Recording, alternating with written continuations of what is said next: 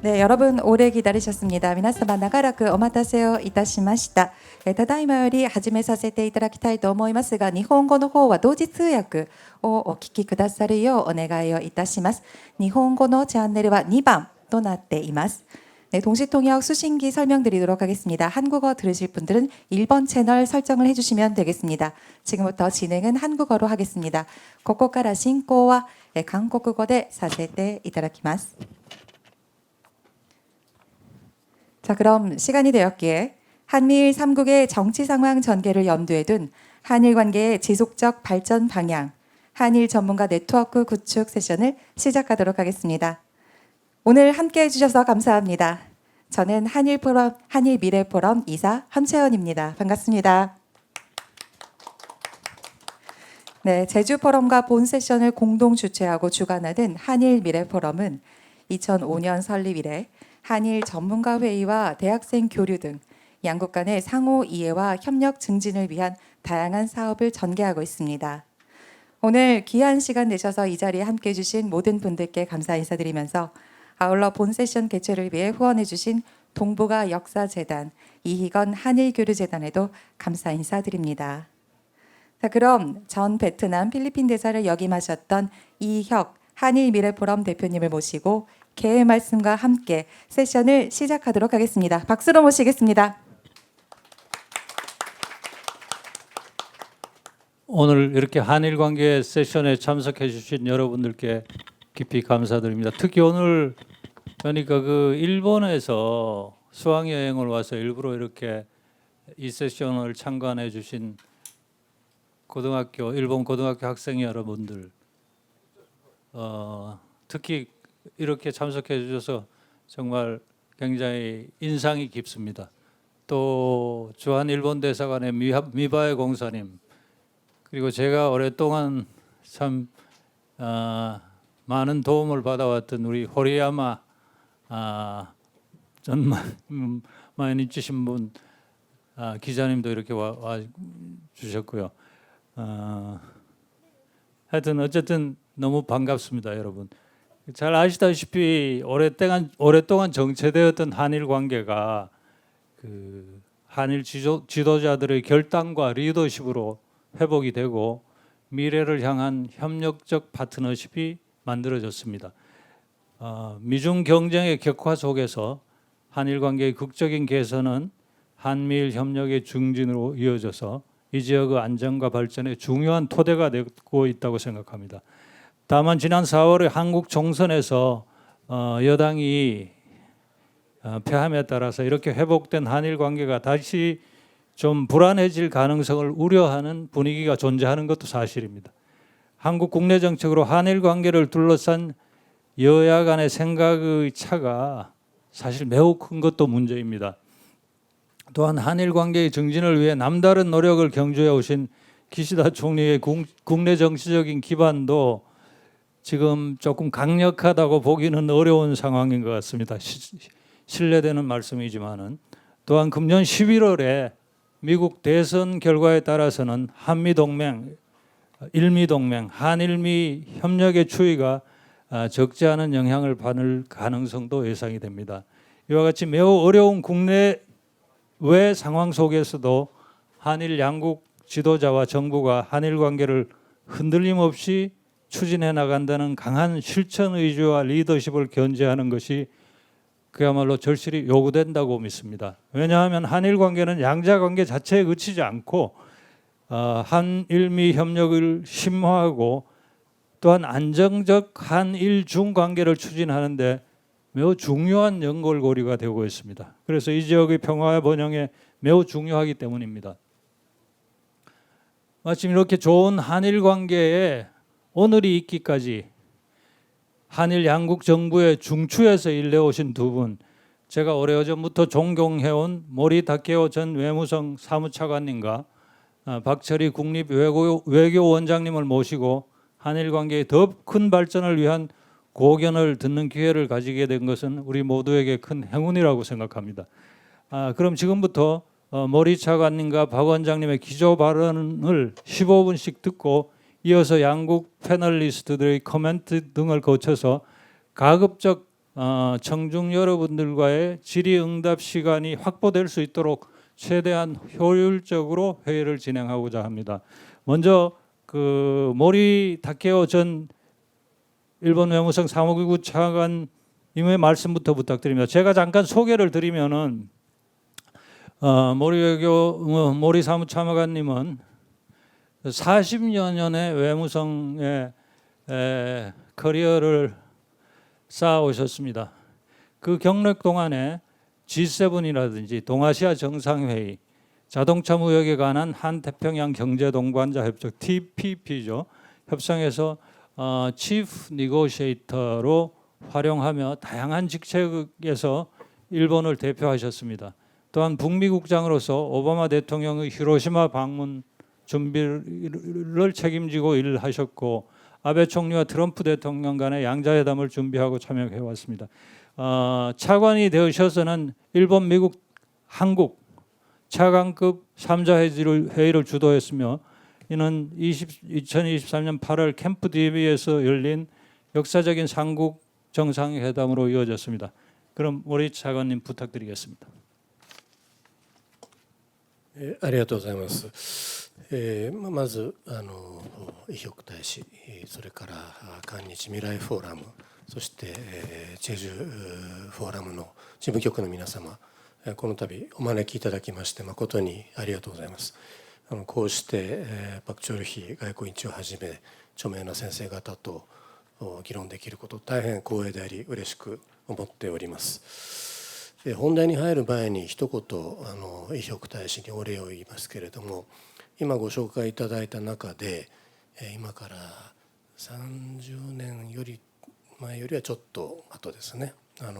1995年から97年まで外務省の北東アジア課という、日韓関係を所掌している課の、ナンバー2課長の次のポストをやってました。その時に伊北書記官、東京の大使館で政務課長をやっておられて、もうこれは本当に大変な日々を一緒に過ごした。日韓関係が緊張するのはもう最近のことではなくて、昔からもう本当に大変なことがたくさんありました。そういう中で誇張ではなくてですね、毎日顔を合わせてこれからこういう問題が出てきそうだって、どうやったら回避できるか、回避できないんだったらどうやってそれを最小化できるかということをすり合わせて相談して、日韓関係のマネジメントということを一生懸命やってきました。幸い在任中はいろいろありましたけれども、なんとか無事に務め上げたと思いますけれども、当時ですね、その後日韓関係が数年前のような、戦後最悪と言われるような状態になるとは予想してませんでした。少しずつ関係が良くなると信じてやっていました。その時に、全身全霊で日韓関係を良くしたいと思って仕事をしたことがですね、その後、30年近い外交官としての生活の中で、基礎になったというふうに思いますし、その時先輩としていろいろと教えてくださった伊北大使には今でも感謝しております。十数年お会いできなかったんで、今日こうしてこの場をお借りしてお礼を言えて大変ありがたく思ってます。今日の話ですけれども、高校生の方がたくさん来られてますけれども、手加減なしで話そうと思ってた日韓関係あるいは地域情勢の話をします。で、高校生で分からないといえば分かるはずです。ですからぜひ真剣に議論を聞いていただきたいと思いますけれども、今日お話ししようとすることはすごく短く言うとですね、今世界あるいは人類は歴史の転換点にあるということです。終わったのはポスト冷戦と言われる比較的安定していた時代、つまり冷戦が終わってからの30年ぐらいというのは、いろんなことがありましたけれども、なんとか世界の秩序が保たれていた、そういう時代、ポスト冷戦の時代、これが終わったと思います。これからどういう時代になるかはまだ分かりませんけれども、おそらくは大変混乱するリスクの高い大動乱の時代がやってきたんじゃないかと思っております。これが1点目。で2点目はですね、そういう時代であるからこそ日韓をはじめとしてですね、同志国という言い方をしますけれども、自由と民主主義と法の支配、こういった基本原則を守って国際的な秩序を維持していく、こういうことに賛成する国が協力をしてですね、なんとかそうした価値を否定する国からの攻勢に耐えなければいけないと、そうした中で日韓は特別の責任とまた特別の力を持っていると、そういうことをお話ししたいと思います。まずポスト冷戦でありますから、冷戦が終わった時に始まったわけですね。冷戦が終わったのは1989年、ベルリンの壁が崩壊して、91年にソ連邦が崩壊して、いわゆる冷戦がそこで終了したと。それが何を意味するかというと、それまでは第二次世界大戦の後ですね、共産主義対自由と民主主義というイデオロギーの違いによる東西両陣営の対立、これで世界が2つに分かれていた。熱い戦争にはならなかったけれども、非常に深い対立で世界が割れていた時代、これが冷戦の時代です。それが終わって人々はですね、これで良い世の中ができると、二大陣営の分断がなくなったので、いわゆるグローバライゼーション、経済活動がグローバルになって、そしてそうしたことを通じて国家間の相互依存が深まり、そういう中で世界はより平和に、より安定し、より繁栄すると、そしてそういうプロセスを続けることによって世界はやがて一つになると、そういう理想が語られました。ユーフォリアと言ってもいい時代が来たわけです。もちろんその理想というのは幻想でありまして、そんなに素晴らしいことが起きたわけではありません。しかし冷戦に比べると相対的な安定の中でですね、開発途上国は多くが発展をし、悪い時代じゃなかったという、そういう気もいたします。しかしよく見てみると 9.11 ですね、ニューヨークで起きた 9.11 事件とか、その後のアフガニスタンやイラクでの戦争、またこの地域では中国が台頭して強くなって軍備をすごいスピードで増強して地域の不安定化を招いていると、こういったことがどんどん起きてきて、なかなか簡単な時代ではなかったわけですね。で、今振り返るとですね、最初に述べましたそのグローバライゼーション、これで世界はより良くなると思われたわけですけれども、実はこのグローバライゼーションというのはくせ者で、諸刃の剣、いいことももちろんありました。ですけれども、世界中でまた世界の各国の国内で貧富の差が生じて、グローバライゼーションの勝者と敗者、これが出てきたわけですね。ですから世界は古い対立は、イデオロギー対立以外の古い対立は残ったまま、新しいグローバライゼーションによる対立というのも生じてきて、より国際情勢を複雑に多様化してコントロールするのが難しくなってきたと、世界各地で紛争も起きてだんだん難しくなってきたなと。しかしですね、にもかかわらず、最初に申し上げたような世界はやがて一つになると、人類は一つのコミュニティだと、平和を求めようと、こういう機運は残っていたし、そんなのは幻想だよということは誰にも言えなかった、タブーだったわけです。で、そうした状況を一変させたのがロシアによるウクライナ侵略。これはもうこの国際秩序の基礎である国連憲章を安保理の常任理事国が自ら真っ向から破ってですね、力がものを言うということをまざまざと見せつけたわけです。それに対して国際社会は必ずしも全員一致でそれを止めることはできなかった。多くの国が、ロシアにもロシアの事情があるんだろうというようなことで、ロシアを必ずしも非難しません。支持支援する国もいます。特に我々が気になるのは、中国がやはり実質的にロシアを相当程度今も支援をしていると。ロシアが戦争を続けられているのは中国の支援が後ろにあるからじゃないかということで、中ロが結束をして、このロシアに反対する国々に対抗している。そこにさらに今度は我々の地域でいうと北朝鮮も加わってですね、武器弾薬をロシアに提供していると、こういうことになってきてるわけです。ですからここにおいて最初に言いました通り、ポスト冷戦という比較的安定した時代はもう終わったと。転換点というのは今まさに転換しつつあるというより一つの時代がもう終わったと思います。新しい時代に我々はもう入ってしまっていると。ただその時代がどういう時代なのか、それがまだ分かりません。でも今は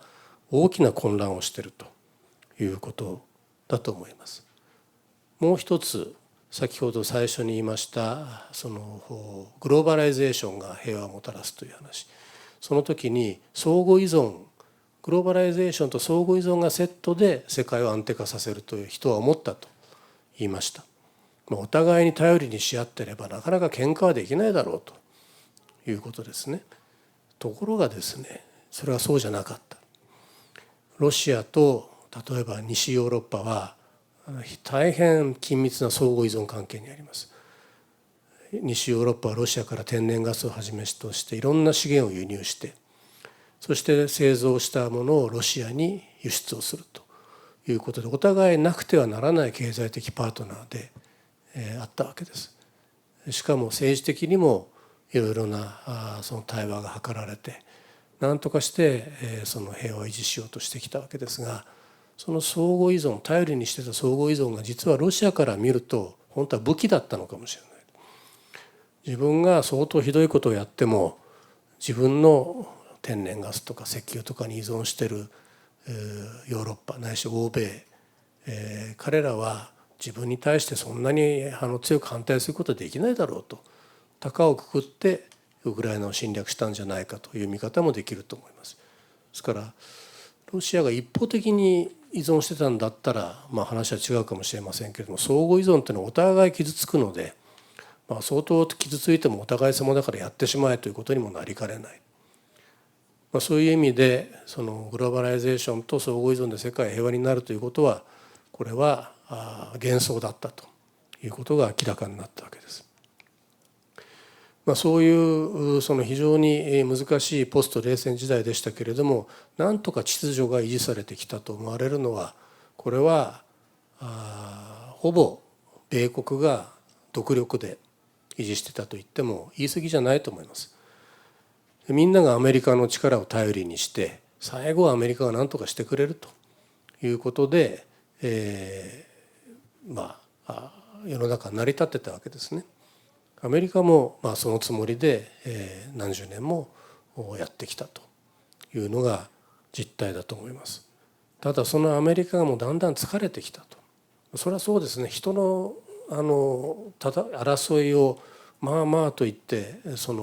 なだめ、どちらかの肩を持ち、最後はそんなこと言うと自分がこういうことをしちゃうぞというようなことで秩序を維持してきたわけですけれども、これは大変疲れることで、アメリカ人にしてみるとどうしてアメリカがそんなことしなきゃならないんだという気持ちがだんだん高まってきた。そういう中でトランプ大統領じゃなくて、その前のオバマ大統領がすでにアメリカは世界の警察官じゃないぞということを言って、そんなにアメリカばっかり頼りにしないでくれと、世界中の面倒を見ることはできないと、むしろこれからはアメリカの力はアジアに、一番危険なアジアの方に集中していくから、他の地域はもう少し頑張ってくれと、オバマ大統領がすでにそういうことを言っています。でトランプ大統領はもっと極端にそれをはっきり言ってアメリカファーストだと、アメリカのことを第一に考えてアメリカを偉大にする、これが自分のその使命だということをはっきり言ってですね、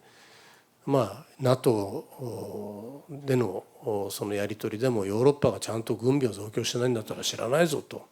いうことを言いました。そういう形でトランプ大統領の時に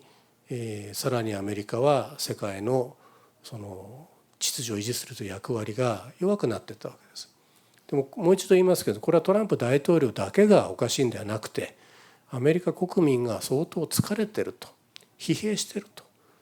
と、そういうことが背景にあるんではないかと思われます。この間4月に岸田総理が訪米をして議会でスピーチをした場面というのが何度も日本でニュースで流れてますから皆さんもご覧になったと思いますけれども、彼がアメリカ議会、アメリカ国民に働きかけたのは、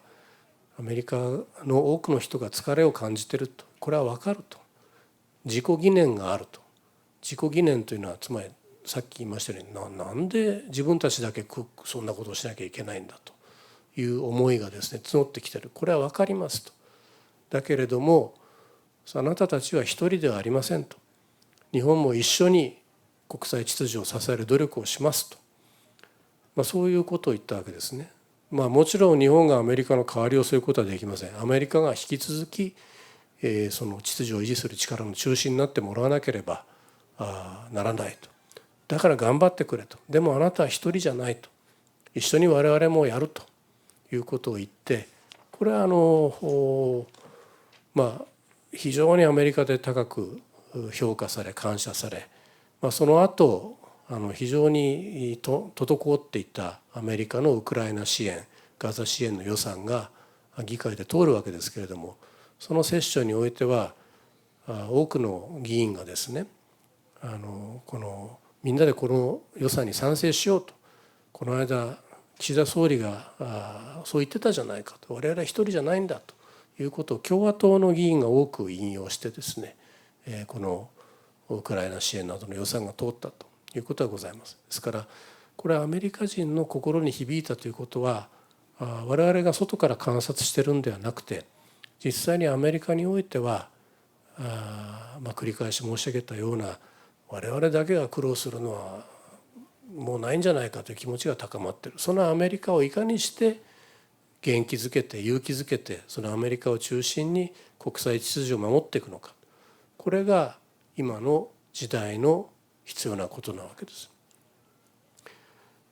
時代の転換点にあるというのはそういうことで、その中で日本と韓国の役割というのはこれは非常に大きいと思います。日本と韓国を合わせた力というのはですね、国力、つまり経済協力であり、外交力であり、文化的な発信力、技術力、大変大きなものがあります。この日韓が一緒にアメリカを支援しながら国際社会の秩序を守っていくと、これがどうしても必要な時代になったんだと思います。自分の庭先をきれいにするというのではなくて、ことは世界の秩序の問題です。日韓が一緒にアメリカやあるいは西欧、オーストラリア、ASEAN の多くの国、こういった国々と協力してですね、この自由と民主主義、そして法の支配、こういった基本的な原則に基づく秩序を守っていくということがなければ、世界はどうなってしまうかわからないと、そういう時代に我々は生きていると思います。ですからこの日韓の協力というものが滞っていた状況を打破するにあたってですね、ユン・ソクニョル大統領の決断というのは大変尊敬すべき、我々が感謝に絶えない大きな決断だったと思います。これを機に日韓関係は今急速に回復しております。経済もいろんな技術協力も、また軍事もですね、協力関係が進もうとしています。これから日韓がいろんな場面で協力をしてですね、ここで誤解しないでほしいのはアメリカの手先になって働くということを言ってるんではなくて、アメリカは今申し上げたように相当内向きになっていて間違えることが非常に多いです。なんでそんなことをするのというそういうことが正直言って多い。特にアジアでの行動については我々の方がよく分かっている面が多々あります。ですから先ほど伊北大使からも言及のあった日韓米の三者協議、こういった場面では日韓がまず意気投合して、こういうことが必要だよなというそういう話をした上でですね、アメリカを交えて議論してアメリカがなるほどと説得される場面というのが多々あります。こうして日韓がイニシアチブを取ってリーダーシップを持ってアジアのことを引っ張っていく、そしてアメリカを一緒にこの秩序維持に当たってもらうと。伝統的にはですね、アメリカの世界戦略に巻き込まれて戦争になると、こういう心配が多かったんですけれども、今は逆なんです。日韓がアメリカを我々の戦略の中に引っ張り込んでいくと、そういう努力をしないとこの東アジアの地域というのはどうなっていくかわからないと、そういう時代になってきていると思います。そしてそうやってリーダーシップを取るために日韓が協議を重ね協力を積み上げると、そのことによって二国間の問題もですね非常にマネージしやすくなっていくと、これが今の日韓関係ではないかと思います。ちょっと長くなりましたが、ここで一旦私の話は切りたいと思います。 모리 차관님 정말 훌륭하신 말씀 감사합니다. 지금 이런 정말 그냥 그야말로 이제 불확실성, 혼란이 뭐로 점철되는 불확실성의 시대에 한일 양국이 그 미국을 어떤 점에서는 이니셔티브를 지지해서 리드해가면서 미국의 이제 자유와 민주주의 세계적인 질서가 잘 유지되도록 노력하는 게 중요하다는 말씀을 하셨습니다. 아주 너무나 지당하신 말씀이고 아주 우리 특히 고등학생 잘 이해하셨어요? 하여튼 감사합니다. 이어서 우리 박철희 국립외교원장님의 순서입니다. 박철희 원장님 여러분 말할 것도 없이 그 학계에서 그 한일 관계에 관한 한 제1인자 중에 한 분이시고 또 지금은 현재 이제 외교부 소속인 국립외교원의 원장으로서 일선에서 이제 한일 관계 정진을 위해서 대활약을 하고 계십니다. 그럼 박 원장님 말씀 부탁드립니다. 이혁 대사님 감사합니다. 우선 한일 미래 포럼이 주최하는 세션에 불러주셔서 감사합니다. 제가 이런 그 형식의 세션이 잘 안 나오는데 우리 일본 통인 대선배인 우리 이혁 대사께서 부르시니까 제가 노를 하기 힘들었고, 특히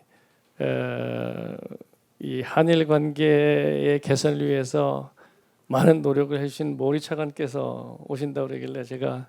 기꺼이 나가겠다고 말씀을 드렸습니다. 오늘 와보니까 정말 잘했다 이런 생각이 드는 게, 저는 한일 관계의 바로메타를 어떻게 보냐면은 동경에서 내려가지고 하마마츠역에서 내려서 택시를 딱 타봐서 택시 운전사의 반응을 보면 한일 관계를 금방 읽을 수가 있습니다. 한일 관계가 안 좋을 때는 굉장히 퉁명하고 좀 냉대하는 느낌을 받고, 한일 관계가 좋을 때는 굉장히 그 상냥하게 대해주면서 한국말로 인사를 하고, 그러면 한일 관계가 좋은 때구나 이렇게 느낍니다. 근데 그 말씀을 드리는 거는 사실 한일이 수학여행 오는 게 한참 제대로 이루어지지 않았었거든요. 특히 고등학생들이, 이 다마에서 온 고등학생들이 제주도에 수학여행을 온 거를 보고 한일 관계가 정말 체감할 수 있게 달라졌구나 라고 하는 거를 느낄 수 있어서 굉장히 마음이 기쁩니다. 한일 관계는 사실은 늘 업앤다운이 있어가지고 어려웠는데 저는 한일 관계의 쭉 역사를 되돌려 보면은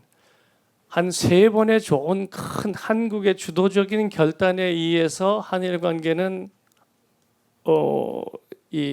좋아진 계기가 있었다고 생각합니다. 첫 번째는 1965년에 당시 박정희 대통령이 14년이 끌던 한일 협상을 종지부를 찍고 한일 관계를 정상화하자라고 하는 큰 결단을 해서 한일 관계가 이제 국교가 정상화됐고, 그 다음에 또 여러 가지 우여곡절이 있었는데 1998년에 김대중 대통령이 오부치 총리와 함께 미래를 위한 공동선언을 만들면서 그때 문화 개방을 하면서 쭉 좋아졌습니다. 그리고서는 아마 윤석열 대통령께서 또 큰 결단을 하신 부분이 또 하나의 물꼬를 텄다라고 생각을 합니다. 물론 이런 한국의 주도적인 결단에 대해서 일본이 잘 호응을 해줬고 서로 이 협력하려는 의지가 강했기 때문에 좋아진 거죠. 그러면 왜 이 윤석열 정권에 들어와서는 이렇게 한일 관계에 대한 생각을 대전환을 했을까라고 하는 것을 이해하는 게 필요합니다. 저는 여러 가지 이야기가 가능하지만 3가지의 생각의 전환이 있었다고 봅니다. 하나는 적대와 갈등을 넘어서 협력의 관계로 가야 된다. 지금 모리 차관께서 쭉 말씀하신 것처럼 우리가 처해 있는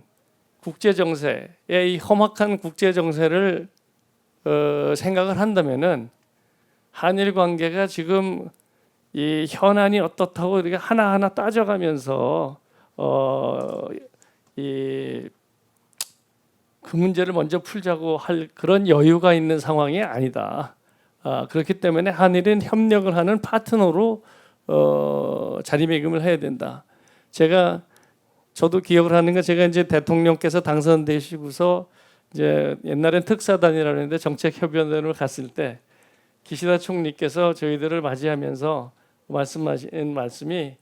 본난이 기비시 국사의 지혜 조세는 낙가대 니깐 관계와 맞다나시노 조교다 또 한일 관계는 이렇게 엄중한 국제 정세에서 뭐 더 이상 기다릴 수 없이 협력을 하는 상태다라고 하는 말씀을 저도 기억에 아직 계속 남아 있습니다. 그러니까 그거는 지금 양자만 생각하면은 뭐 할 얘기가 많겠지만 이 세상 돌아가는 것을 보면은 협력을 안 하면은 서로 손해 보는 상황이니까 이거는 갈등을 넘어서 협력으로 가야 된다. 그게 하나고요. 또 하나는 우리 한일 관계를 늘 어렵게 만드는 이슈들은 과거사 있습니다. 그래서 과거를 넘어서 미래로 가자 라고 하는 생각에 전환을 한 거고요. 그거는 저도 한일 관계를 오래 들여본 입장에서 보면은 한일 관계는 과거사 가지고서 계속 어렵게 만들려면 한도 끝도 없이 어렵게 만들 수 있습니다. 그런데 한일 관계가 과거사에 갇혀 있으면은 과거사에 관련된 사람들이 전부 다 거부권을 행사합니다. 그러니까 일부의 사람들이 예스를 해주지 않으면 앞으로 갈 수가 없어요. 그렇게 돼서 손해를 보는 사람은 누구냐? 일반 국민들입니다. 그러니까 한일 관계를 너무 과거사에만 잡혀놓으면은 일반 국민들하고 기업들이 손해를 보기 때문에 거기에 잡혀 있기 때문에 이거를 넘어서 과거를 넘어서서 미래로 가야 된다. 이거는 그냥 단순한 레토릭이 아니고 보다 한일 관계가 좋아진 거에 대한 혜택을 누릴 수 있는 사람들의 폭을 넓혀야 되겠다. 라고 하는 것이 기본 생각입니다. 과거에만 잡혀 있으면은 일부 사람들만 혜택을 보고 대다수 사람들은 혜택을 못 본다. 그렇기 때문에 과거를 넘어서야 된다라고 하는 생각을 하게 된 거고요. 또 하나는 한반도를 넘어서 글로벌로 가야 되겠다. 그거는 한국이 한일 관계를 할 때 아직도 한국 내에서는 한국이 작은 나라다, 약소국이다, 피해자다 이렇게 생각하는 사람들이 아직도 상당히 있습니다. 그런데 사실 젊은 세대로 갈수록 그런 생각은 거의 없어집니다. 그리고 한일이라고 하는 것이 국제사회에 봐서도 굉장히 대등한 국가로 나아가고 있다. 그러면은 그만큼 몸집이 커지고 국제적인 역량을 가진 국가로서 좀 더 대등하게 한일 관계를 바라보면서 좀 더 크게 지역하고 글로벌 사회에 같이 움직여야 되는 거 아니냐라고 하는 생각을 하게 된 겁니다. 물론 이거에 대해서 반대의 생각들도 있지만 지금 윤석열 정권에서 외교 안보를 담당하고 있는 사람들은 이러한 생각에 대해서 거의 공통의 전략적인 인식을 가지고 있습니다. 그렇기 때문에 한일 관계를 바꿔야 되겠다라는 생각을 하게 된 거고요. 그거는 아까도 저는 모리 차관님께서 말씀하신 모든 이슈에 대해서 전적으로 동감입니다. 결국은 그렇게 생각을 넓혀보면은 일본하고 한국은 거의 운명 공동체다 이거는. 그러니까 미국을 중심으로 해서 자유민주주의, 시장경제, 인권, 법치 이런 걸 지키려는 나라들하고 그런 건 상관없고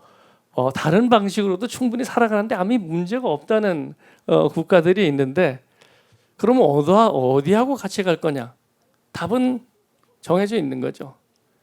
만약에 여러분들이 자유주의의 세계에 살지 않으면은 수학여행 한국어도 가도 됩니까? 라고 정부에 물어봤어야 될 거예요. 자유주의의 국가에 살지 않으면은 내가 저 일본 기업이 마음에 드는데 저 기업하고 협력을 해야 됩니까? 라고 물어봐야 되겠죠. 근데 그런 거는 얼마나 사람들을 불편하게 만듭니까? 그러니까 그런 것보다는 역시 자유주의에 기반한 국제 질서와 그런 가치관, 체제를 지켜가는 게 굉장히 중요하다. 일본하고 한국은 그런 측면에서 굉장히 같은 나라다. 그리고 아까 차관께서도 러시아의 우크라이나 침공을 말씀하셨지만 유엔 안보리 상임이사국이 자기가 적혀 있는 P5의 룰을 자기가 어겨가면서 힘을 사용해서 현상을 변경을 하는 거를 용인을 할 수 있는 건가? 사실 힘들죠. 그런 걸 하다면 세상이 굉장히 어지러워지죠. 그러면 우리가 밤거리를 맘 놓고 걸어다닐 수가 없습니다. 국내 사회라고 그러면. 그러니까 이게 규범을 존중을 하고 힘을 사용해서 현상을 변경하는 거는 있을 수가 없는 부분이니까 그런 데서도 있을 수가 없는 거고 그렇기 때문에 좀 규범에 기반한 국제 질서라고 하는 것이 유지되는 게 맞다. 그리고 그런 거를 하고 있으려면은 아까 차관께서 말씀하신 것처럼 미국이 사실은 그런 규범에 기반한 질서를 갖다가 유지하는데 상당한 역할을 발휘했는데 좀 지친 것 같다. 이제 혼자 못하겠다. 그러면 어느 나라가 도와줘야 되느냐? 이 지역에 있어서 가장 단단한 동맹은 한국하고 일본입니다. 그러니까 미국의 동맹국으로서 미국이 힘들다는데 그리고 다른 막 세상을 바꾸려고 하는 나라가 있다는데 같은 편에 서서 동맹국인 미국을 중심으로 해서 국제 질서를 안정시키고 이 지역의 질서가 혼란이 가져오지 않도록 해야 되는 것은 한국과 일본, 미국이 협력을 하는 건 어떻게 보면 당연한 일입니다. 그렇기 때문에 이게 한일 관계의 개선이라고 하는 것이 그냥 단순히 양자 관계에서 한국 사람들하고 일본 사람들만 마음 편하게 살자는 게 아니고 이 지역과 국제 질서가 원만하게 평화롭게 안정되게 유지될 수 있도록 서로 힘을 합쳐야 된다. 그게 소위 말하는 like minded country의 할 일이요. 제가 우리 외교원에서 포럼 하는데 어느 외국 대사분이 오셔서 자기는 like minded country라는 표현을 별로 안 좋아한다고 국제 사회가 다 like minded는 아니라고 그런 얘기를 해서 그러시냐고 다 물론 맞죠. 어떻게 다 뜻이 다 맞겠습니까? 그런데 저는 저녁 먹으러 갈 때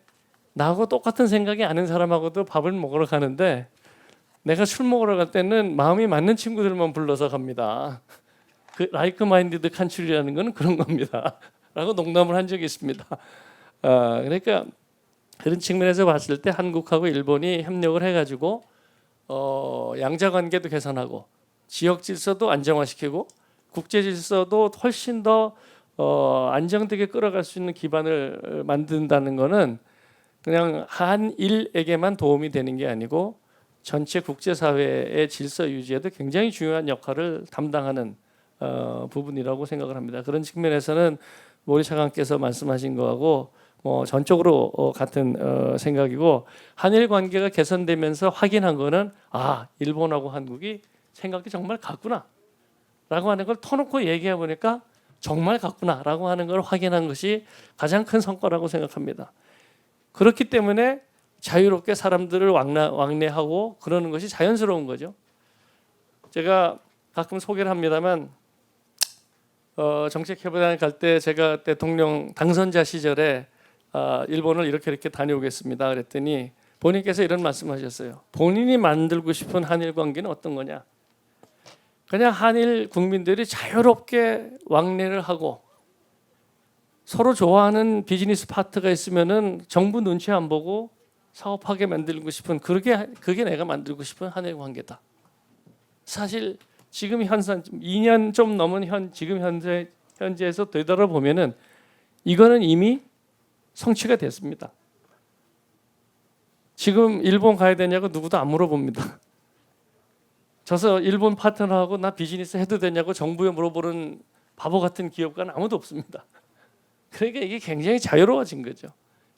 서로 한국 사람들하고 일본 사람들의 있었던 마음의 벽을 허물어낸 것만으로도 저는 충분히 체감할 수 있는 한일 관계의 개선이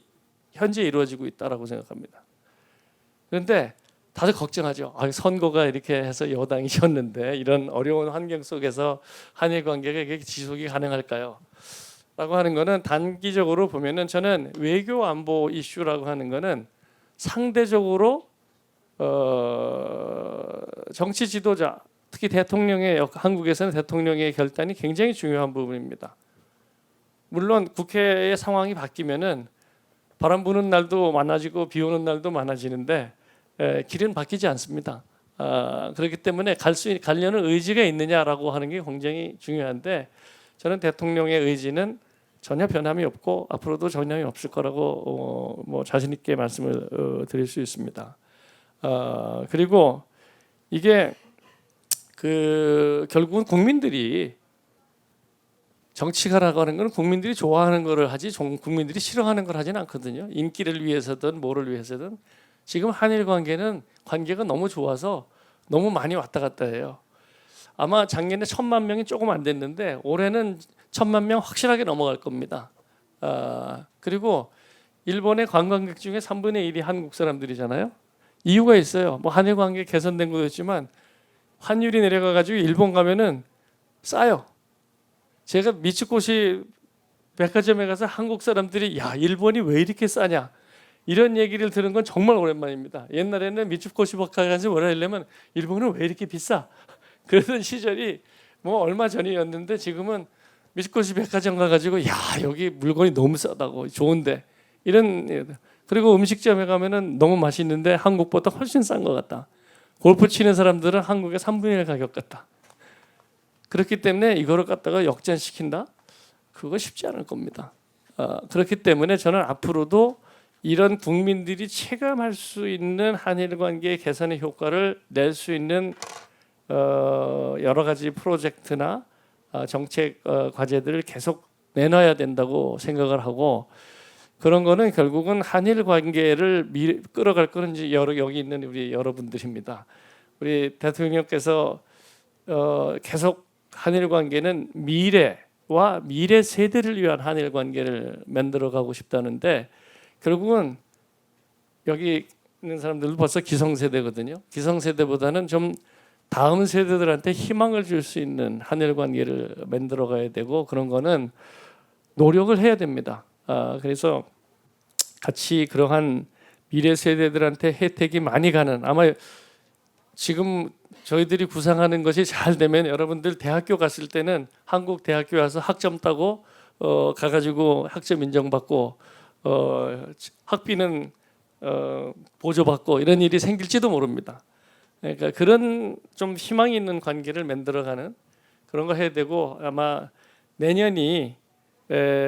우리 한일이 국교 정상화를 돼서 60년이 되는 해입니다. 사람으로 따지면 한갑이 되는 해죠. 그러니까 이걸 잘 축하할 수 있는 해로 만들어서 그냥 뭐 사람들은 뭐 문서를 뭐 공동선언을 만듭니까? 뭐 이런 얘기를 많이 하는데 공동선언이요? 아마 모리 처관님하고 저하고 앉아가지고 앉으면은 2시간이면 만들 수 있을 거예요. 근데 선언이 중요한 게 아니고 문서가 중요한 게 아니고 구체적으로 어떻게 국민들한테 좋은 생활이 될 수 있는 정말 좋구나라고 하는 걸 느낄 수 있는 사업들을 제시하느냐라고 하는 게 과제지 멋있는 글들을 늘어놓는 게 과제는 아니라고 생각합니다. 아마 그런 것들을 향해서 앞으로 한일의 관계자들이 서로 노력해서 하면은 지금 걱정들을 많이 하시지만 지금보다도 더 좋은 한일 관계를 위해서 좋은 일들을 만들어낼 수 있지 않을까 이렇게 생각을 하고 있습니다. 우선 여기서 마치겠습니다. 감사합니다. 우리 윤석열 정부의 대일 정책에 직간접으로 많이 관여해 오신 박재리 원장님의 말씀을 듣고 우리 마음 모두 든든하게 생각하실 걸로 믿습니다. 사실은 이제 한일 관계라는 게 김대중 정부 때도 그렇게 임기 내내 좋은 상태로 가지는 않았습니다. 임기 후반 김대중 대통령 한일 관계 증진을 향한 의지는 굉장히 엄청났지만은 또 그게 후반기에 이제 과거사 문제로 인해서 조금 관계가 쇠퇴되는 그런 분위기였습니다. 그래서 이번 윤석열 정부에서 여러 가지 뭐 어려운 점이 있지만 하여튼 끝까지 한일 관계를 이렇게 양호한 관계로 견지해 나간다는 것은 굉장히 한일 관계 역사에 있어서 큰 의미가 있는 거라고 생각하기 때문에 우리 박 원장님께서 더욱더 이제 기여를 해주실 것을 부탁드립니다. 이어서 우리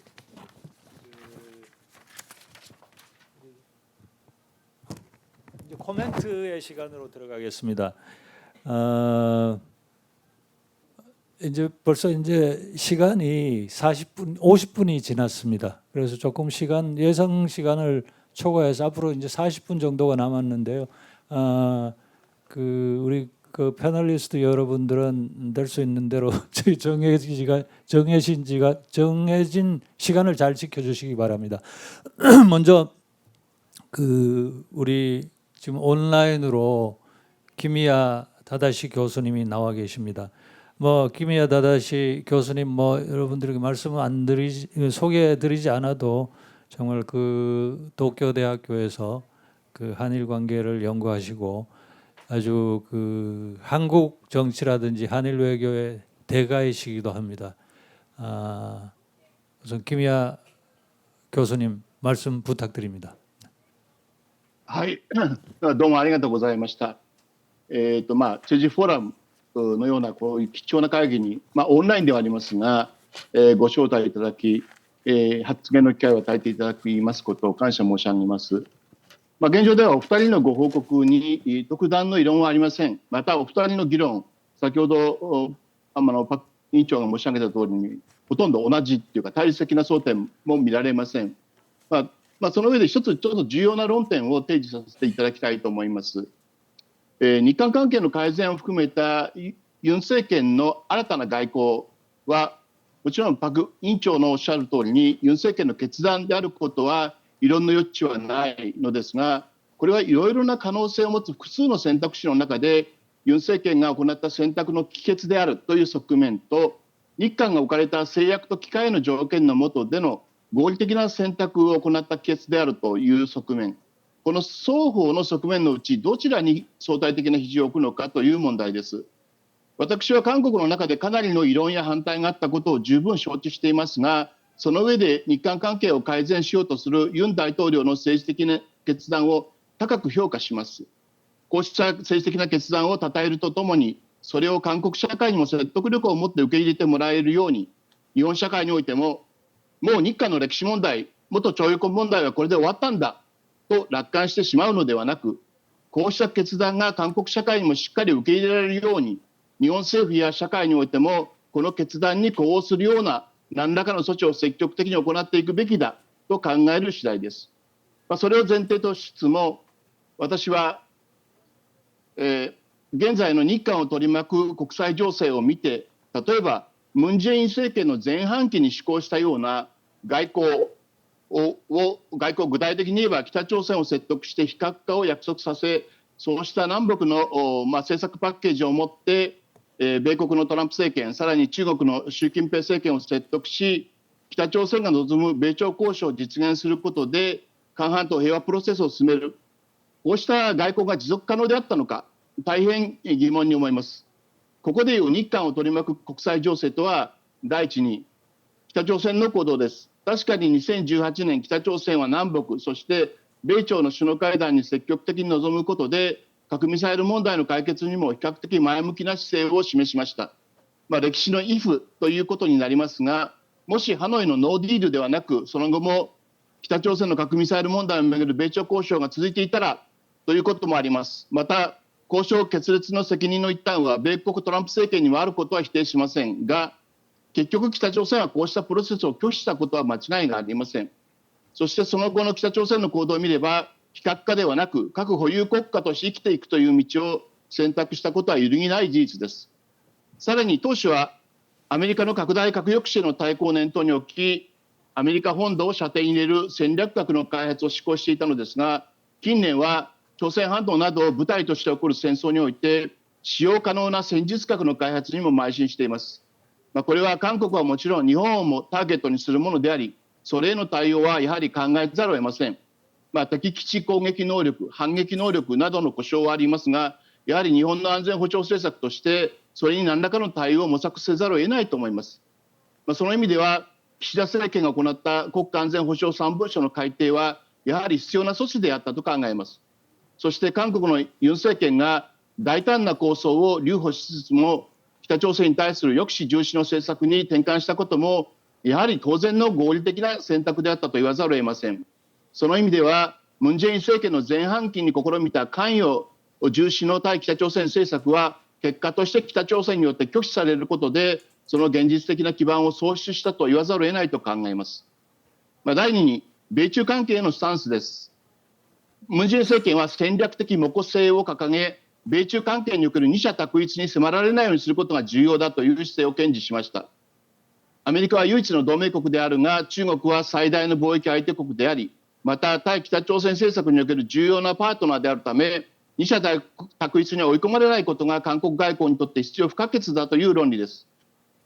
確かに米中対立がそれほど深刻ではない状況で、北朝鮮も中ロとの関係強化を通した新冷戦の復活という構図に明確にコミットしない状況においては、こうした外交はある程度は可能であったかもしれません。しかし、米中対立は深刻の度合いを増し、さらに中国による経済的な威圧、エコノミックコアージョンが顕著になり、それに対応するためにも、経済安全保障の必要性が高まる中で、中国との経済関係強化はリスクを抱えるようになります。また、北朝鮮に対する中国の姿勢も、その能力がないのか、それとも能力はあるが意図がないからなのか、そこには議論がありますが、ともかく中国は伝統的な中朝関係を大きく犠牲にしてまで北朝鮮の非核化に向けた積極的な政策に踏み切ることはないように思います。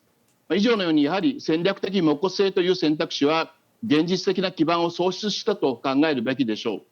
したがってユン政権が韓国版インド太平洋戦略を採択することで戦略的模倣性と決別したことはある意味で当然のケースだったと考えます。第3にそこに加わったのがロシア・ウクライナ戦争、そしてそれに伴う北朝鮮とロシアとの軍事的関係の密接化です。当初ムン・ジェイン政権はロシアとの関係を考慮して曖昧な姿勢を取っていましたが、それはもはや許されなくなり、ユン政権になってからはウクライナ支持の姿勢を明確にしました。したがってユン外交は確かに政権交代に伴う政策変更であるわけですが、それ以上に韓国が置かれた情勢変化への合理的対応の帰結という側面が大きいのではないかと私は考えます。以上の認識を前提としてお二人のご報告に対して一つずつ質問させていただきたいと思います。まず森次官に対してですが、確かにユン政権の成立以後、日韓の政府間関係は急激に改善され、それに伴って日韓外交の選択の幅が広がっていることは事実です。しかし他方で日韓の両政権は国内において低支持率に直面するという意味で決して強い政権ではありません。4月の韓国の総選挙はまさにそうした現実を見せつけるものでした。こうした強くはない政権同士がある意味では歴史の必然ともいえる強化された日韓関係をいかに支え制度化するのかという問題です。私は1965年の日韓請求権協定の完全かつ最終的に解決という原則は守るべきだと思います。ただその原則の範囲の中で日本政府や社会ができること、やるべきことはまだあると思います。その一つとして2025年問題、1998年の歴史的な日韓パートナーシップ宣言をさらにアップグレードするような共同宣言を国交正常化60周年を隠して打ち出すことができるのかどうかについて、日本の外交当局の責任を担っていらした立場からどのように考えるのかお尋ねしたいと思います。韓国の総選挙結果に直面して議会における対日強硬論が強くなることが予想される中、日本政府としてはたとえユン政権が提案したとしてもなかなかそれに応えがたい状況になったと考えるのは自然だと思います。それにもかかわらず私はやはり新たな共同宣言を出す必要があると考えます。それは昨年8月の日米韓のキャンプデービッド合意を日韓の側から支える必要があると考えるからです。2024年の現状は1998年の戦略環境とは激変していることは異論の余地がありません。北朝鮮は実質的に日韓を標的とする核保有国に浮上しています。また国際秩序の撹乱者として国連安保理常任理事国ロシアがそうした北朝鮮の良き理解者になってしまっています。さらに中国の大国化とともに米中対立の顕在化深刻化はたとえ米中双方とも必要以上に関係が悪化しないように管理しようとはしますが、もはや既定事実です。こうした新たな戦略環境の変化に対応した日韓の立ち位置を明確にするような共同宣言の作成はやはり必要だと考えます。もちろんその場合に歴史問題についてはどのような立場を示すのかという問題が残ります。この点についてはやはり従来日韓の政府間で積み上げてきた多くの成果を相互に再確認するという線で合意をすることが可能ではないかと考えます。このように2025年新たな日韓共同宣言を出すことについてどのようにお考えになるのか、もしくは日本の外交当局としてそれに取り組むということについてどのような考慮が先行されるべきだと考えるのか、こうした点についてお尋ねしたいと思います。次にパク・チョリ委員長についてですが、韓国の野党が目指す外交のリアリティをどう考えるのかという問題です。これはむしろ現政権の外交を理論的に支えるパク委員長ではなくて韓国の野党の外交ブレーンなどの当事者と議論した方がいいのかもしれません。対日外交を含めて韓国の野党は一体どのような外交を施行しようとしているのかということです。どうも韓国の野党はユン外交の基本的な軸、つまり対北朝鮮政策や米中関係のスタンスに関しては現状明確な代案を提示しているとは言い難いと思います。その意味ではユン外交の基本についてはある程度やむを得ないと是認しているようにさえ思います。もちろん一部の革新的支持勢力はやはりムン・ジェイン政権の前半期のような外交をあくまで施行するべきだと考えているのかもしれません。ただ韓国の置かれた状況を考えるとそうした人たちはやはり相当な少数派だと思います。その上最も批判の矛先になっているのが対日政策、日韓関係のように見えます。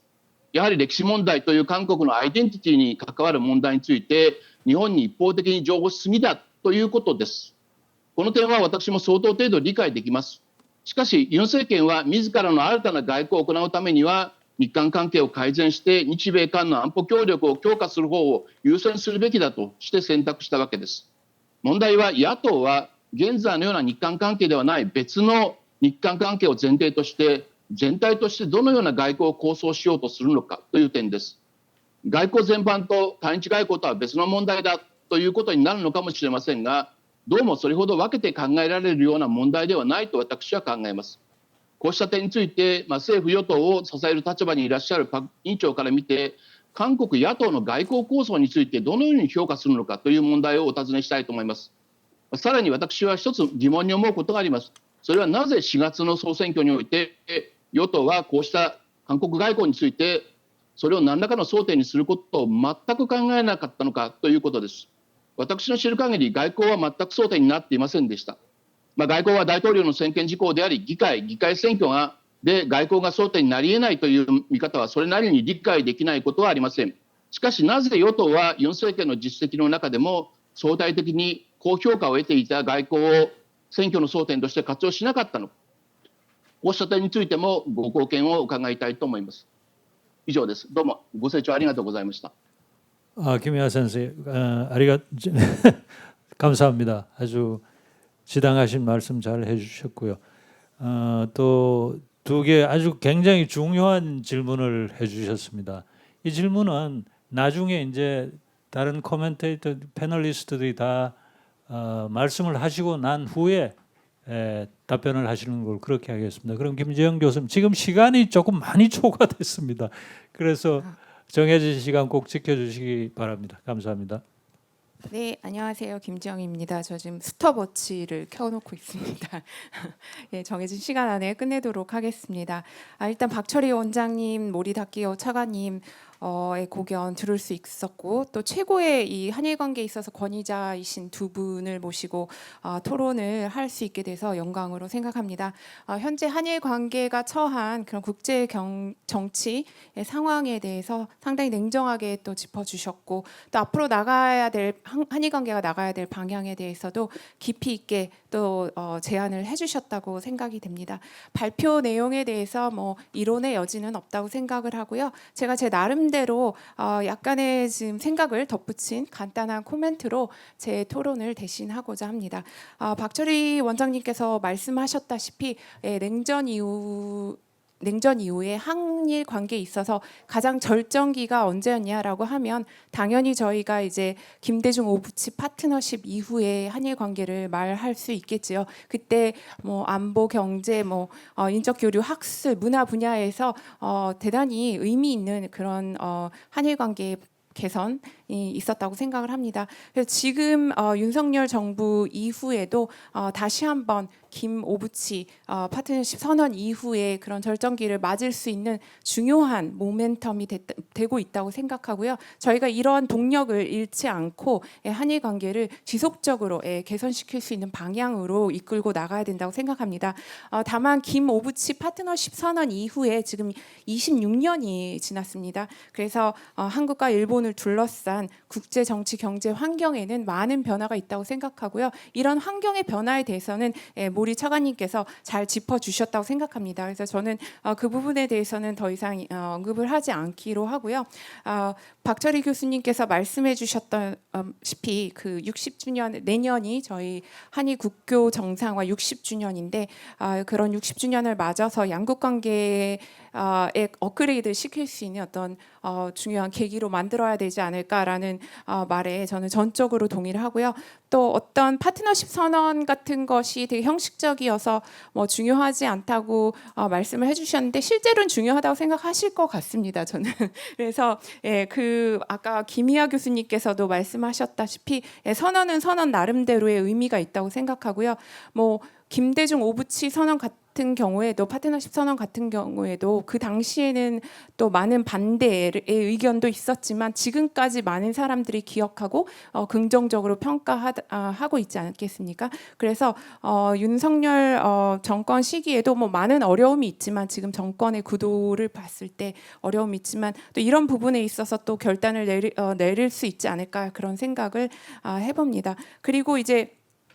만약에 저희가 이런 파트너십 선언을 한다면 어떠한 구체적인 액션 플랜이 있을 수 있을까에 대해서 박철희 원장님께서 짚어주셨어요. 그래서 저는 좀 몇 가지 한번 제가 또 생각하는 또 많은 일본 전문가들이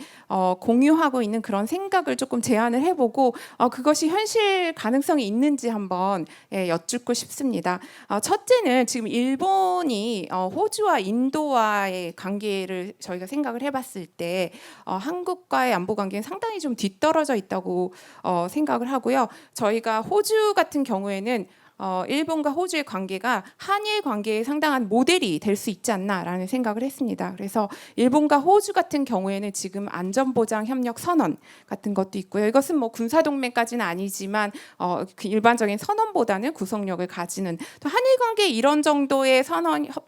할 수 있는 그런 분위기가 만들어지지 않았을까 저는 그렇게 생각을 해보고요. 또 지금 현재 뭐 한중 고위급 뭐 2+2가 언급되고 있는데 한일 간에도 좀 이런 고위급의 회의체 설치가 필요하지 않을까 한번 생각을 합니다. 일본의 경우 지금 뭐 호주, 인도, 프랑스, 필리핀 뭐 여러 나라들과 이런 것들을 지금 하고 있거든요. 그래서 거기에 대해서도 좀 어떻게 생각하시나. 그리고 2012년에 저희가 또 좌절된 한일 상호 군수 지원 협정 체결 같은 것도 좀 한국 정부에서 어떤 식으로 생각을 하고 있나, 예, 그런 점이 궁금합니다. 그래서 물론 한일 관계를 뭐 근본적으로 개선시킬 수 있는 많은 뭐 문화, 경제, 그다음에 또 민간 교류의 여러 가지 아이디어가 있겠지만, 예, 안보를 전공하는 저로서는 좀 이런 점에 대해서 지금 한국 정부가 어느 정도 현실성을 가지고 지금 혹시 생각하고 있나, 그런 점들을 좀 여쭙고 싶습니다. 네, 감사합니다.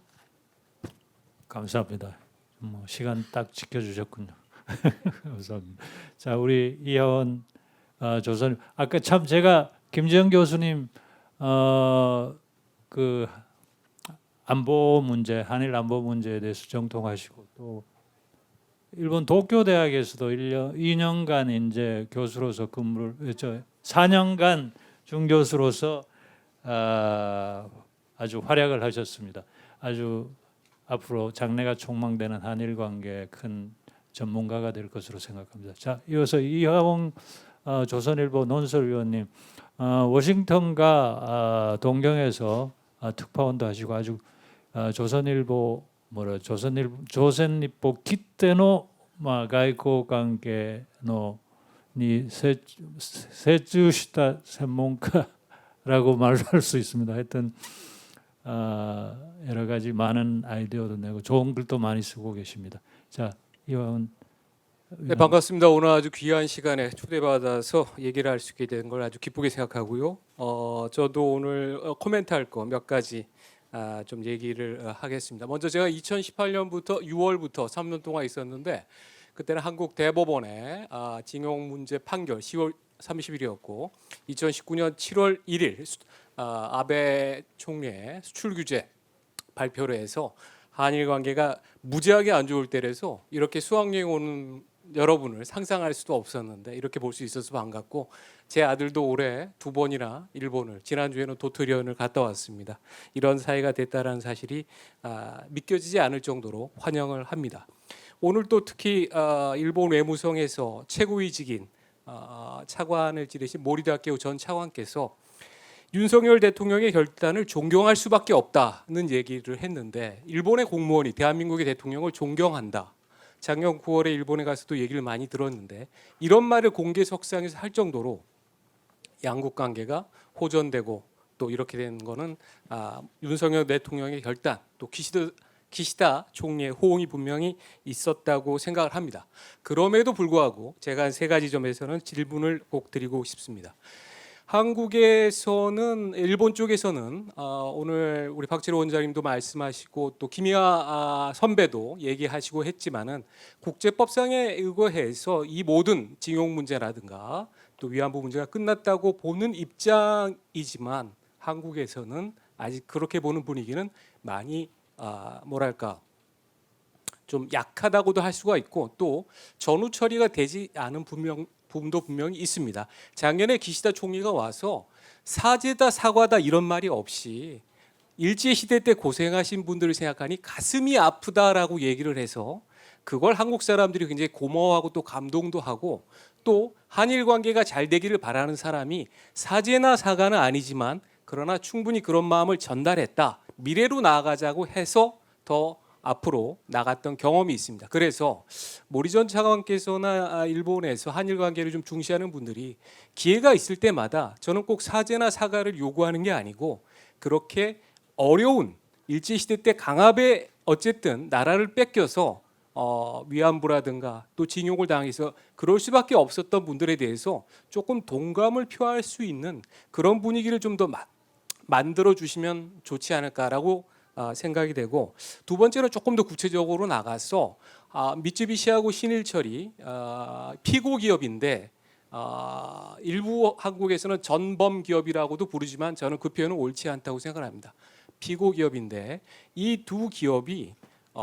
또 역시 배상이니 보상이니 이런 어려운 말을 떠나서 한일 관계의 미래를 위해서 장학금이라든가 아니면은 또 여러분들의 어떤 교류를 위해서 조금이라도 성의를 보여서 한국 국민들에게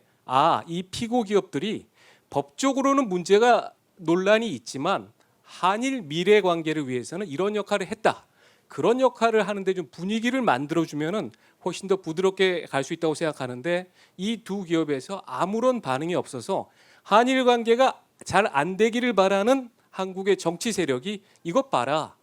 윤석열 대통령이 결단을 내렸지만 결국 돌아오는 게 아무도 없지 않느냐라는 그런 비판이 있습니다. 타당한 면도 분명히 있다고 생각하기 때문에 이 두 기업이 좀 움직일 수 있도록 그런 가능성을 만들어 주실 수는 없는지 하고, 세 번째 문제는 하나는 최근에 나온 게, 여러분들 라인 쓰시죠? 라인을 쓰고 있는데 이 라이버에 대해서 일본 총무성이 한국 네이버와의 자본관계 재검토를 요구하는 행정지도를 2차례 했습니다. 그래서 이것 때문에 한국에서 또 많은 논란이 있고, 또 역시 한일 관계가 안 좋아지기를 바라는 세력들이 이거를 이용하는 측면도 있는데, 이 부분은 조금 일본 총무성이 좀 지나치지 않았나라고 저는 보고 있는데, 여기에 대해서 좀 묻고 싶습니다. 그리고 박철희 원장님에게는, 박철희 원장님은 윤석열 대통령이 변하지 않을 거다, 한일 관계에 대해서 어려움이 있어도 했는데, 이제 다시 한번 저는 또 이렇게 해서 확약을 받아내고 싶습니다. 고이즈미 총리하고 노무현 대통령이 2004년 3월에 제주도에 와서, 저도 그때 취재 기자로 왔었습니다. 이 자리에서 노무현 대통령도 그런 얘기를 했습니다. 내가 있는 동안에는 과거사 문제 다시 얘기하지 않고 과거사를 후벼파지 않겠다라고 하고, 고이즈미 총리한테는 겨울 연가를 찍어보자고도 하고, 그리고 한일이 운명 공동체다 이런 표현을 쓴 사람이 노무현 대통령인데, 결국 노무현 대통령이 저는 일본 쪽에도 문제가 있었다라고 봅니다. 당시 2005년부터 일본이 과거사라든가 영토 문제를 제기하자 뿌리를 뽑겠다라고 해서 한일 관계가 최악의 관계로 갔습니다. 그래서 한국에서는, 일본에서는 아직도 윤석열 대통령도 결국 제2의 노무현 대통령이 되는 거 아니냐라는 불안이 있습니다. 한국에서는 일본에 좀 더 잘 응해주지 않는다는 불만이 있고, 또 일본에서는 한국이 또다시 제2의 노무현 대통령이 되는 거 아니냐라는 불만이 있는데, 여기에 대해서 다시 한 번만 좀 그럴 일이 없을 거다라든가 말씀을 해주시면 좋을 것 같습니다. 한 가지만 얘기하고 끝내겠습니다. 좀 안타까운 게 바로 지난달인데 미국에서 아시아 정책에서는 최고의 파워를 갖고 있는 커트 캠벨 미 국무부 부장관이 기시다 총리하고 윤석열 대통령이 올해 노벨 평화상에 충분히 받을 만한 자격이 있다라고 사실상 추천하겠다는 의사를 밝힌 바 있습니다. 그런데 이게 대한민국과 지금 일본에서 두 분이 다 인기가 없다 보니까 별로 큰 뉴스가 되지 않고 지나가 버린 측면이 분명히 있습니다. 그런데 한일 관계가 만약 저는 여러분들이 들어봤을지 모르겠지만 북핵 문제를 해결할 때 CVID라는 원칙을 썼는데, 돌이킬 수 없고 검증할 수 있는 그런 북핵 문제를 해결하자고 했는데, 만약에 과거사를 돌이킬 수도 없고 또 이게 검증 가능하게 된다라고 하면 저는 두 사람이 충분히 노벨 평화상을 받을 수도 있다라고 생각을 하는데, 여기에 대해서 저는 박지려 원장님과 또 모리 차관님의 견해도 듣고 싶습니다. 이상입니다. 점점 더 질문이 많아집니다. 시간은 없는데 어쨌든 좋은 말씀 감사드립니다. 자, 마지막으로 우리 한일 미래 포럼의 운영위원장을 맡아서 직접 수고를 많이 하고 계시고 현재 그 동국대학교 교수로 계시는 우리 송정현 교수님의 말씀을 듣겠습니다. 네, 소개 감사합니다. 송정현입니다. 3분 안에 마치겠습니다. 먼저 일단 우리 차관님과 박철희 원장님의 그 고견 정말 잘 들었고요. 그것에 대해서는 정말 일말이 이론이 없으면 이견이 없고 정말 공부도 많이 되었고 공감하는 바가 크다. 그리고 이러한 분들이 현직에 계시기 때문에 앞으로 한일 관계는 더더욱 개선될 것이다 라고 믿어 의심치 않습니다. 크게 두 분에게 각각 두 가지 질문만 크게 하고 싶습니다. 경제학적인 관점에서는요, 전 경제학 전공이다 보니까 정치 외교적인 갈등이 그것이 경제적 분야에게 특히 부정적인 네거티브한 영향을 미치면 절대 안 된다 생각을 하고 있습니다. 그것은 당연한 얘기지만 박철희 원장님께서도 말씀하셨지만 이것이 기본적인 WTO 체제 내에서의 가장 기본 원칙이고요. 또한 기업은 민간 교류는 자유시장 경쟁 체제에서 정말 자유로운 활동이 보장되는 것이 최우선이다. 정말 공감을 하고 있습니다.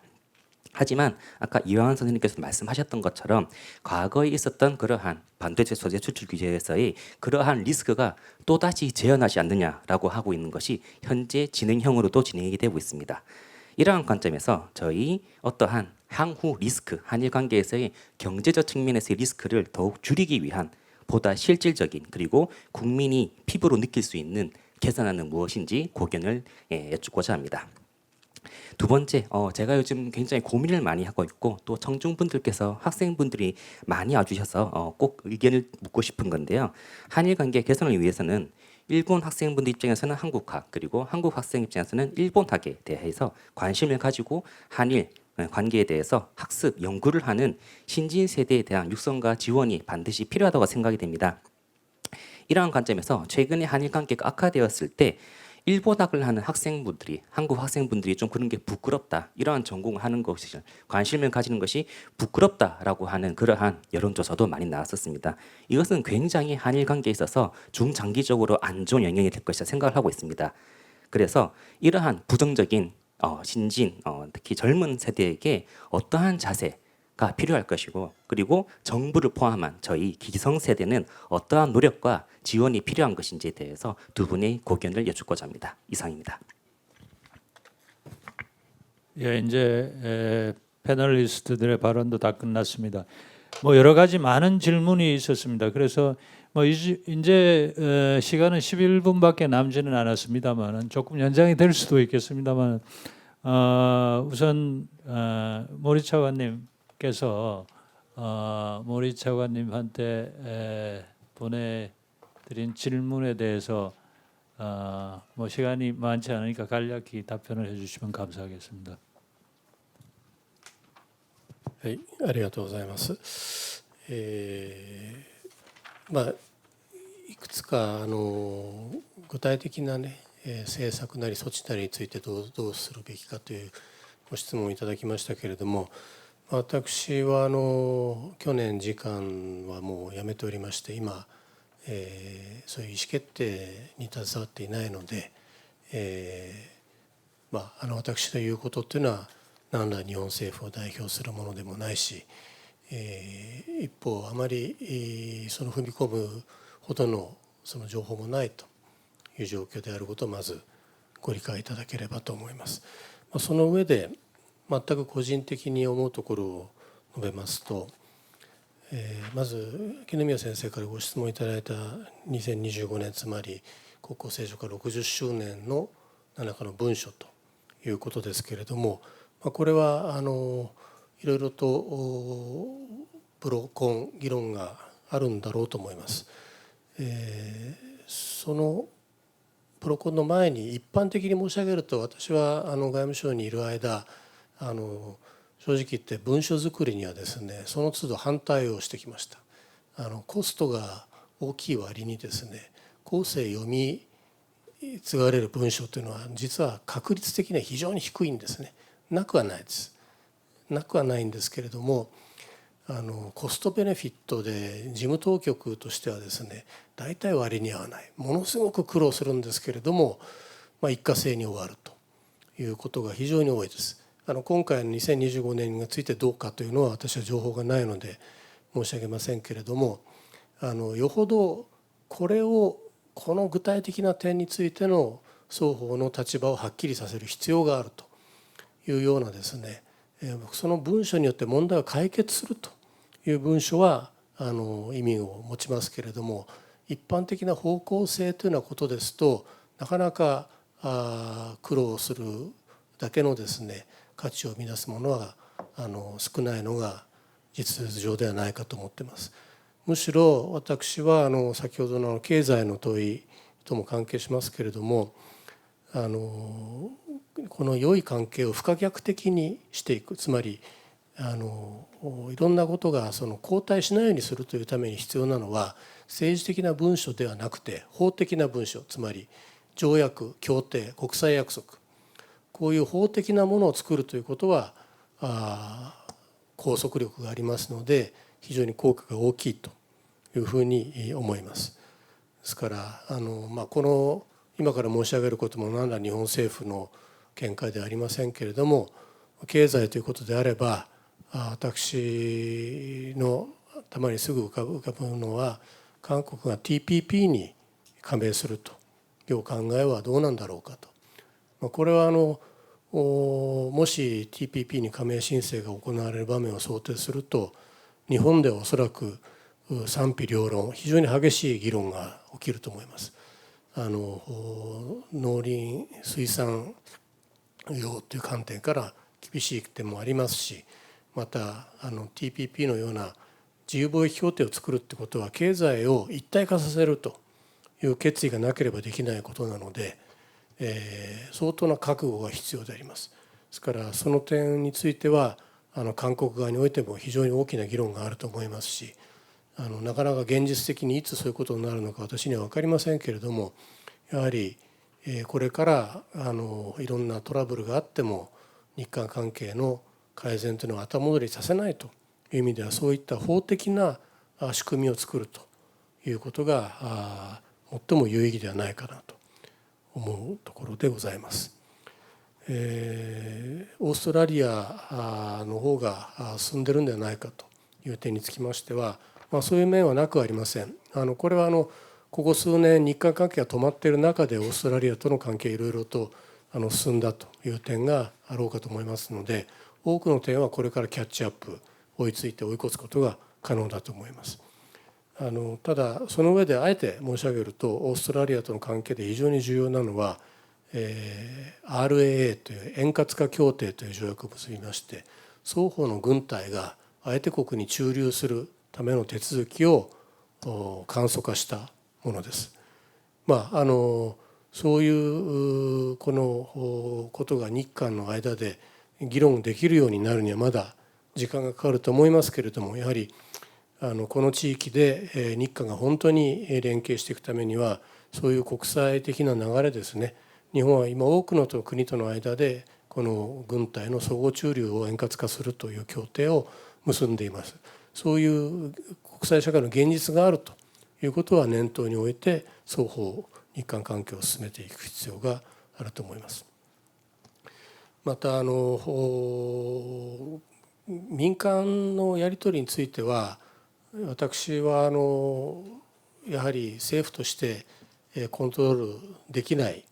点が多々ありますし、またするべきでもないということもあろうかと思いますので、やはり全体的な枠組み政府間の関係というものを進展させる中でですね、民間の関係者もついてくる、そのために非常に大きな役割を果たすのがやはり韓国の方々に日本に来てもらうということ、インバウンドでですね、パク・チョイ先生からも指摘がありましたけれども、日本を見てもらうということがぜひ必要だと思いますし、逆に日本国民も韓国に来て、まさに今高校生の皆さんがチェジュ島に来られているようにですね、実際に現地を見て人と人との交流をするということがですね、これがやはり当たり前なんですけれども本当に必要だということを最近痛感するところですので、ぜひこうした動きをお互いに強化していきたいと思います。ありがとうございました。 감사합니다. 아주 완전한 정답을 말씀해 주신 것 같아서 감사드리고, 우리 박철희 원장님 어려운 질문이지만 잘 대답해 주십시오. 예, 간단하게만 김희아 선생님께서 말씀하신 야당 외교의 리얼리티에 대해서는 제가 코멘트할 입장은 아닌 것 같습니다. 그런데 한국의 일부에서 일본의 과거사에 대해서 일방적으로 양보했다라고 하는 표현은 적절하지 않다고 생각합니다.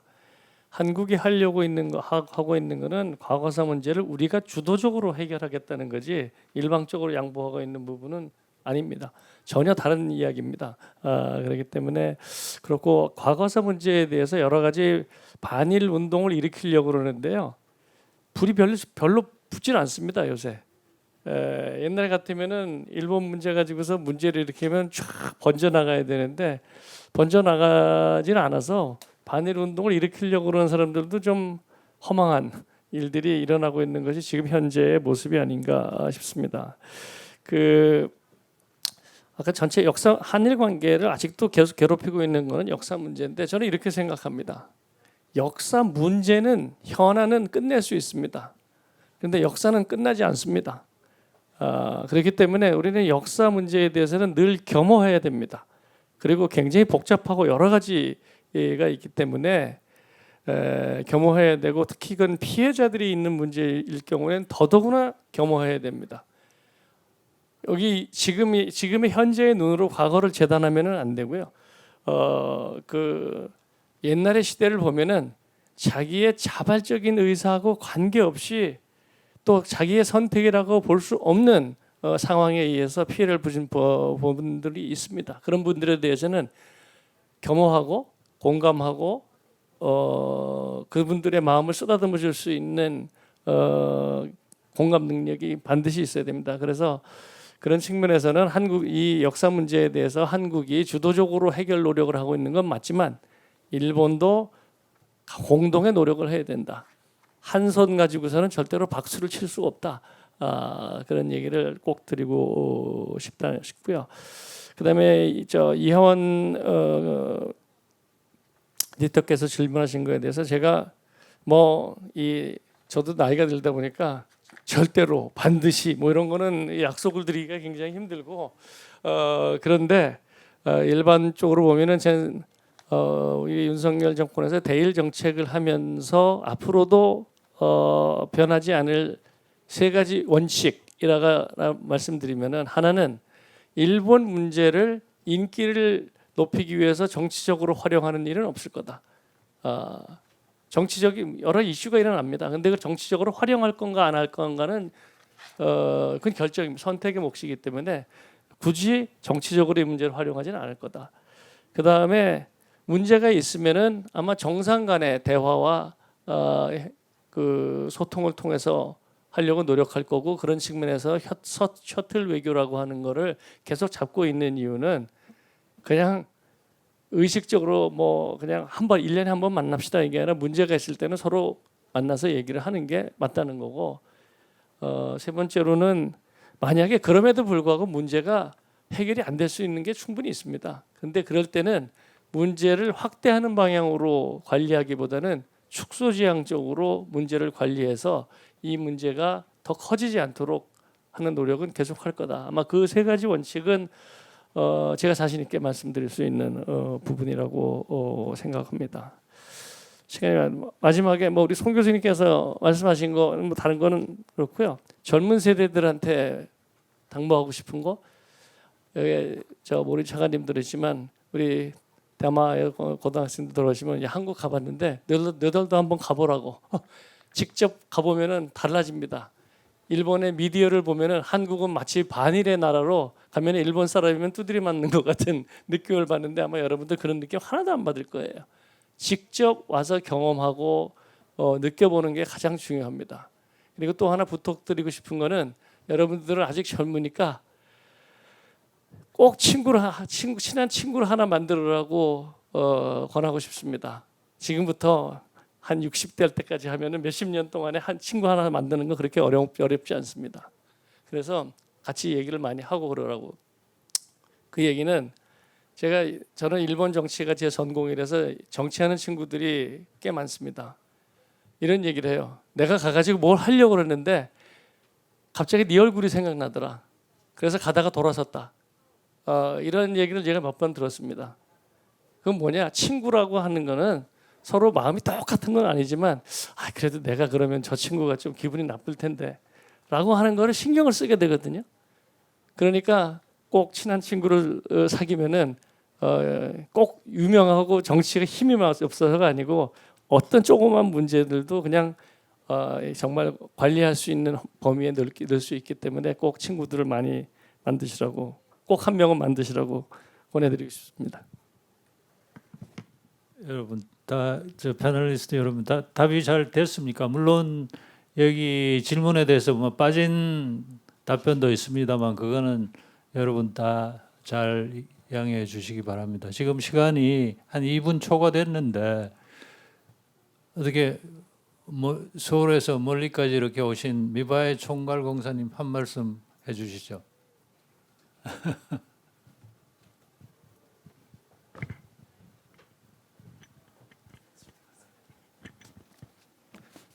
もう簡単に済ませます。私は今日本大使館でナンバー2の席にいます。何よりも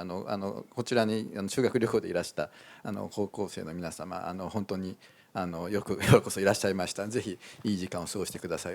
パク・チョルヒ先生もおっしゃいましたけれども私は人的交流というのは最大の安全保障だというふうに思っています。ある国の名前を聞いてですね、単にその国の名前しか知らないのと、その国の具体的な人の顔だとか声だとか名前だとかが思い浮かぶかどうかっていうのはすごく大きな違いだと思います。日韓関係は過去何十年もですね、そういう人たちの具体的な人たちを知っている人の交流によって支えられてきたし、これからもそうだと思います。皆さんがそういううちの一員になってくださればいいと思います。今回どうもありがとうございました。